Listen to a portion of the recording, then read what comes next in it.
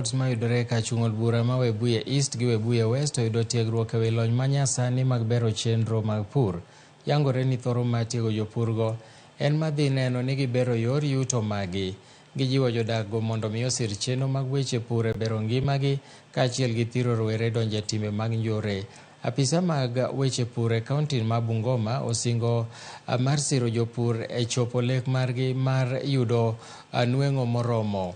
OCP Africa to gi SIDCO ojiwo jopur mondo mi kinde ka kinde orang kit kodhi magi tiyo godo mar bero yuto magi. Tuliamua kufanya hili onyesho la kilimo hapa Maraga Ward kwa sababu tuliona kuna wakulima wengi lakini hawana knowledge kuhusu jinsi mimea itakana itunzwe.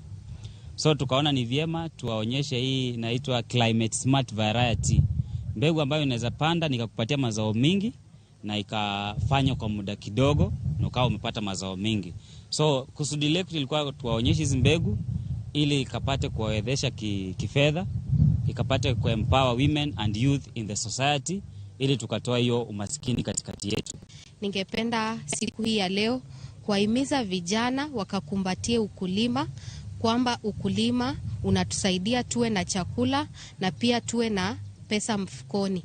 Pia ningependa kuwahimiza wamama wakaweze kujihusisha na kitchen gardening, ambayo tunahitaji tu shamba kidogo na tuweze kuweka mboga zetu katika mashamba yetu. Jana siku ya leo tumekuja katika hii maonyesho ya kilimo ambayo imeandaliwa na Zion Agrovet ambayo iko Webuye. Tumekuja kuonyesha wakulima jinsi ya kupanda nyanya, kutunza nyanya, kutumia dawa ambayo inaitwa Ridomil Gold. Ridomil Gold ni dawa ambayo ukikosa katika shamba lako la nyanya, hutafuna nyanya. Tupande mimea, tuweke pesa mifukoni, lishe mezani na tuboreshe